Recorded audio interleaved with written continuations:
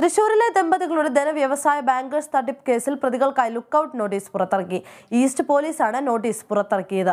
പ്രതികൾ സംസ്ഥാനം വിട്ടതായാണ് സൂചന. കൂടുതൽ വിവരങ്ങളുമായി ഇപ്പോൾ തൃശൂരിൽ നിന്ന് അനീഷ് ആന്റണി ചേരുന്നു. അനീഷ്, കേസ് ജില്ലാ ക്രൈംബ്രാഞ്ചിൽ നിന്ന് ഇപ്പോൾ സംസ്ഥാന ക്രൈംബ്രാഞ്ചിലേക്ക് മാറ്റും എന്ന് തുടങ്ങിയ പുതിയ വിവരങ്ങളൊക്കെ പുറത്തു വരുന്നുണ്ട്. എന്താണ് ഏറ്റവും പുതിയ വിശദാംശങ്ങൾ?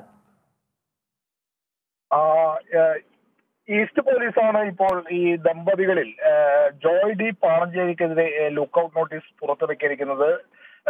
പോലീസ് ഇവർക്കായുള്ള തെരച്ചിൽ ഊർജിതമാക്കിയിരിക്കുകയാണ്. അതിനിടെ പ്രതികൾ സംസ്ഥാനം വിട്ടതായാണ് ഇപ്പോൾ പോലീസ് കണക്കാക്കുന്നത്.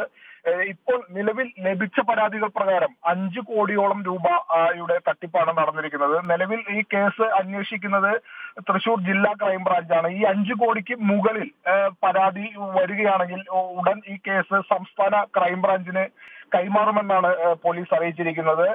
നിലവിൽ 100ഓളം പരാതികൾ തൃശൂർ ഈസ്റ്റ് പോലീസിൽ ഇതുവരെ ഈ തട്ടിപ്പിന് ധനവ്യവസായ ബാങ്കേഴ്സിനെതിരെ തൃശൂർ ഈസ്റ്റ് പോലീസിൽ ലഭിച്ചു കഴിഞ്ഞു.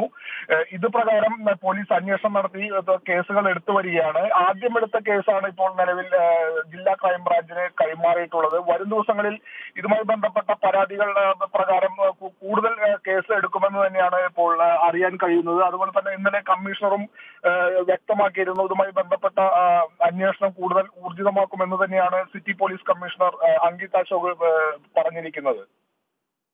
വ്യക്തമാണ് അനീഷ്. തൃശൂരിലെ ദമ്പതികളുടെ ധനവ്യവസായ ബാങ്കേഴ്സ് തട്ടിപ്പ് കേസിൽ പ്രതികൾക്കായുള്ള ലുക്കൌട്ട് നോട്ടീസ് ഈസ്റ്റ് പോലീസ് പുറത്തിറക്കിയിട്ടുണ്ട്. അതോടൊപ്പം തന്നെ പ്രതികൾ സംസ്ഥാനം വിട്ടതായാണ് ഇപ്പോൾ ലഭിക്കുന്ന സൂചന. തൃശൂരിൽ നിന്ന് അനീഷ് ആന്റണിയാണ് വിവരങ്ങൾ നൽകിയത്.